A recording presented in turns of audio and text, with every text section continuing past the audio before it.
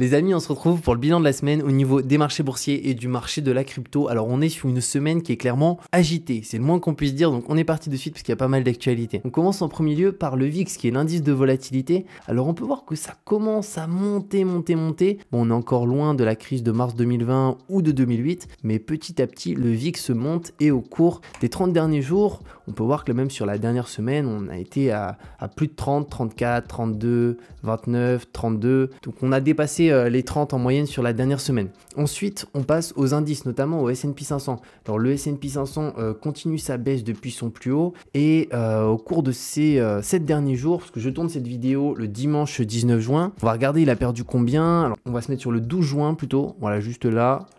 On est à peu près du moins 6%, moins 6,31%. Donc ça, c'est pour les indices américains, notamment ici le S&P. Après le Nasdaq, il me semble qu'il a un petit peu plus baissé que le S&P. Après, on passe aux cryptos. Alors là, les cryptos au niveau des 7 derniers jours, ça a été un carnage complet.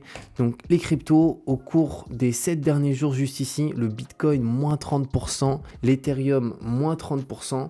Et ce qui est assez dingue, c'est que finalement, les altcoins, bon, même si l'Ethereum est un altcoin, mais bon, c'est un peu un altcoin star, on va dire. Mais si on prend les altcoins, donc tout ce qui est hors Bitcoin et hors Ethereum, on peut voir qu'ils ont pris moins cher que ces deux-là, avec le Solana à moins 4%, le XRP moins 17%, le ADA moins 14%, le Dogecoin moins 16%. D'ailleurs, on va en parler du Dogecoin avec Elon Musk un petit peu plus tard, il y a eu plein de choses par rapport à ça. Mais voilà, les cryptos au cours de ces 7 derniers jours ont pris extrêmement cher. Il me semble que c'est en train de remonter petit à petit parce qu'on était quasiment à 18. Donc, si je me mets sur un jour, ouais, ça commence à remonter un petit peu sur l'Ethereum, sur le Bitcoin. On va voir ce que ça va donner au cours des 7 prochains jours. Ensuite, du coup, on a aussi l'affaire Celsius. Donc Celsius, pour ceux qui ne connaissent pas, c'est une plateforme de lending qui est comparable à Nexo, à BlockFi et à pas mal d'autres plateformes. Et Celsius, du coup, a décidé de bloquer les fonds des utilisateurs. Et il y a 12 milliards de dollars d'actifs sous gestion sur Celsius. Donc 12 milliards d'investis par les investisseurs. Et ces fonds sont actuellement bloqués. Donc les utilisateurs ne peuvent pas les retirer pour les envoyer sur leur compte bancaire personnel ou sinon les envoyer sur un autre exchange comme Binance ou autre. Et donc du coup c'est plutôt problématique parce que ce qui se passe c'est qu'il y a plein d'utilisateurs du coup qui sont bloqués actuellement. Visiblement c'est par rapport à un petit peu la situation du marché ici instable. C'est aussi indiqué ici afin de stabiliser nos liquidités, nos opérations tout en prenant des mesures pour protéger les actifs des clients. Nous pensons qu'il est dans le meilleur intérêt de notre communauté et de nos clients que Celsius mette en pause les retraits, les échanges et les transferts entre comptes. Nous avons pris cette mesure afin de mettre Celsius dans une meilleure position pour honorer à terme ses obligations de retrait. D'ailleurs, par rapport à ça, vu que ça vient de se passer sur Celsius, il faut savoir qu'il y a plusieurs manières de se rémunérer pour une plateforme de lending.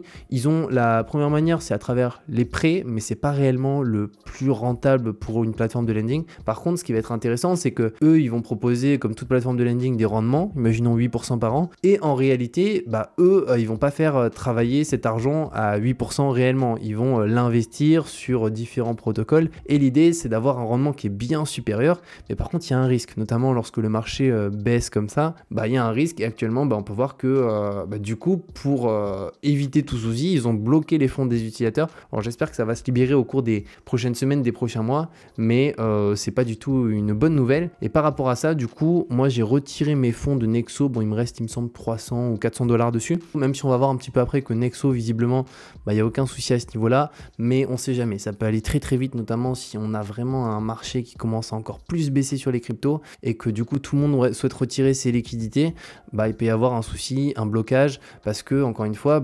ces plateformes ont mis de l'argent investi des fois sur des protocoles qu'ils ne peuvent pas retirer immédiatement. Donc du coup, si tout le monde veut retirer ses fonds, vu qu'eux ils peuvent pas retirer leur argent des protocoles, disons que c'est pas possible. Donc ça peut faire finalement des blocages de retrait, etc. Ensuite, du coup, aussi, on a eu pas mal de choses par rapport au crypto. On a eu Coinbase notamment qui supprime 18% de ses effectifs. On a par contre Binance qui emploie, il me semble, 2000 nouveaux collaborateurs, ou 20 000, je crois, c'est 2000 plutôt, parce que 20 000, ça me paraît beaucoup. Mais toutes les autres plateformes commencent à supprimer beaucoup de postes, oui. Et il y a aussi, comment elle s'appelle, la plateforme qui a le CRO, donc j'ai oublié le nom de cette plateforme, mais pareil, qui retire pas mal de postes actuellement par rapport à la situation des marchés. Ensuite, on passe Ici, alors ça c'est la carte du S&P 500. Alors c'est les différentes valeurs, c'est notamment un site que je vous conseille vachement. Alors ça s'appelle finviz.com et en fait ce qui est bien c'est qu'on peut trier, bon du coup par semaine, par mois, tout ce qu'on veut, mais on peut souvent aussi trier par d'autres éléments, notamment le PER si on le souhaite.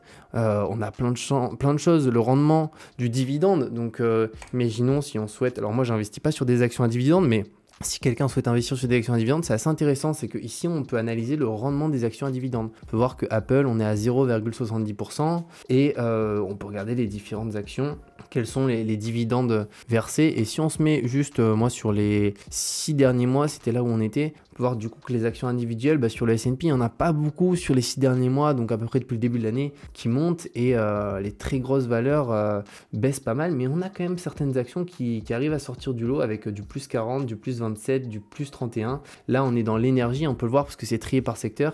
Et par contre, Total, j'ai vu, est en train de baisser là petit à petit au cours des 7 derniers jours. On peut voir que l'énergie a bien monté. Ensuite, par contre, ici, les communications avec les GAFA, là, c'était un petit peu le bordel. Les technologies avec Apple aussi, ça a commencé à baisser. Et ici, on a la partie aussi financière avec JP Morgan et d'autres entreprises qu'on peut analyser. Donc ça, c'est plutôt intéressant. Je vous invite à mettre ce site sur votre PC, franchement c'est plutôt cool. Ensuite, du coup, on a la Fed aussi qui a décidé d'augmenter les taux, mais de manière quand même très poussée pour lutter contre l'inflation, avec un taux jamais observé depuis 94. Donc l'idée, c'est de ramener l'inflation à l'objectif de 2%, qui est un petit peu la moyenne, qui est une bonne moyenne. L'inflation, c'est pas quelque chose de mauvais, mais il faut que ça soit contrôlé. Actuellement, c'est pas contrôlable. Et l'idée, c'est d'avoir 2% par an. Et du coup, les taux se situent désormais dans une fourchette comprise entre 1,5 et 7,5%. Et il me semble que ça c'était mercredi qu'ils ont décidé d'augmenter ces taux à ce pourcentage là. Forcément pour le marché, pour certains ça a été une bonne nouvelle, pour d'autres une moins bonne, mais en tout cas ça a impacté quand même grandement les marchés parce que il y a cette peur aussi d'avoir finalement, si les taux augmentent, des entreprises qui ont moins la possibilité d'emprunter pour financer leur activité, se développer, donc une croissance moins importante, donc un développement moins important. Donc en fait ça va être un cumul de beaucoup de choses qui vont faire que certaines entreprises vont être vachement impactées. Ensuite, on passe aux commentaires du jour et après à Twitter. Alors Twitter, il y a plein de choses à dire. Alors commentaire du jour de Adam Keton, très bonne vidéo, mais concrètement, comment j'investis, par quoi je commence, sur quelle plateforme il faut aller? Alors là, grosse question. Hein. Alors concrètement, comment j'investis? Moi, je peux pas te donner de conseils en investissement, je suis pas conseiller financier, donc si vraiment tu veux savoir comment investir ou du moins être accompagné, le mieux c'est que tu trouves un conseiller d'investissement. Ça coûte très cher, mais il pourra potentiellement t'aider. Étant donné que moi, je peux pas donner de conseils en investissement, et sinon, par contre, ce que je peux t'inviter à faire, c'est regarder plein de vidéos sur YouTube de ma chaîne, mais de plein d'autres chaînes qui parlent de l'investissement, et après de trouver vraiment quelque chose qui t'intéresse plus spécifiquement. Imaginons des actions à dividendes, les ETF, peu importe, ça pourrait même être le private equity, mais il faut vraiment que tu trouves un investissement que tu aimes bien, te spécialiser dedans et vraiment faire ça de manière assez importante et diversifier après petit à petit sur aussi d'autres types d'investissements. Et sur quelle plateforme il faut aller? Tu as plein de plateformes aujourd'hui, ça dépend si tu parles de crypto, si tu parles de bourse. Si tu parles de bourse, tu as plein de plateformes. Moi, celle que je conseille, on va dire qu'il y en a 3. Boursorama, Trade Republic, DeGiro, c'est les 3 plateformes qui sont vachement bien. Interactive Broker, c'est excellent aussi en termes de frais si on souhaite investir sur les marchés américains, mais la plateforme est plutôt complexe à utiliser. Mais voilà, ces 4 plateformes sont vachement bien et je te déconseille fortement eToro. Voilà, c'est la plateforme que je te déconseille à 1000%. Ensuite, on passe à Twitter, juste ici. Alors, Nicolas Chiron, il a fait un post il y a 49 minutes. Les opérateurs se couvrent sur un risque de défaillance du Salvador. Alors, le Salvador, il me semble que c'est eux qui ont décidé d'avoir en monnaie officielle le Bitcoin. Donc, ils achètent pas mal de Bitcoin. Hein. Mais actuellement, je pense qu'ils sont en train de regretter certains investissements parce que je crois qu'ils ont acheté du Bitcoin assez cher. Le président du pays pourrait avoir poussé son pays vers la faillite avec ses achats répétés de Bitcoin. Donc, on va voir qu'est-ce que ça va donner. On peut voir que les opérateurs, ils se couvrent par rapport à un risque finalement de défaillance de ce pays. Ensuite, ici, Elon Musk, il y a 4 heures, je continue à soutenir Dogecoin. Et Dogecoin, juste ici, on peut voir ce que ça a donné. Hein. C'est qu'il soutient Dogecoin, mais il y a des gens qui ont perdu. En fait, il n'y a pas tant de personnes qui ont gagné beaucoup d'argent. Il y a beaucoup plus de gens qui ont perdu énormément. Et Dogecoin... Purée, si on se met là à peu près, donc là on était, alors est-ce que je vais avoir la date? Je vais essayer d'enlever ça. On était en mai à peu près, on va dire, à l'ATH ici, et si on descend, alors là ça va être un grand carnage, on est à moins 92%. de baisse. Bon, après, il y en a qui n'ont pas acheté à la TH, qui ont acheté là, hein, mais même une personne qui a acheté ici, alors je vais me remettre juste là, une personne qui a acheté là, actuellement, elle est quand même à moins 52%. Donc c'est quand même pas mal pour une personne qui a acheté le 15 mars 2022. Mais c'est sûr que quelqu'un qui a acheté la TH, c'est encore pire. Mais disons que là, le Dogecoin, je trouve ça assez dangereux finalement, parce qu'il a tellement une influence importante, Elon Musk, en fait, rien qu'un tweet comme ça, il y a des personnes qui se disent ok, bah vas-y, all-in Dogecoin. Bon, c'est peut-être pas les personnes les plus intelligentes, mais quand même, voir hein, toutes les secondes, il y a des likes, il y a des retweets, il y a des commentaires. Et donc du coup, franchement, c'est assez chaud ce qu'il fait, je pense, avec l'impact qu'il a par rapport au Dogecoin et même à d'autres cryptos. Franchement, il n'y a pas tout le monde qui est dans cette situation avec des milliards en se disant ouais, moi je peux cramer une partie quoi. Ensuite, on passe ici. Bah du coup, c'est toujours par rapport à Elon Musk.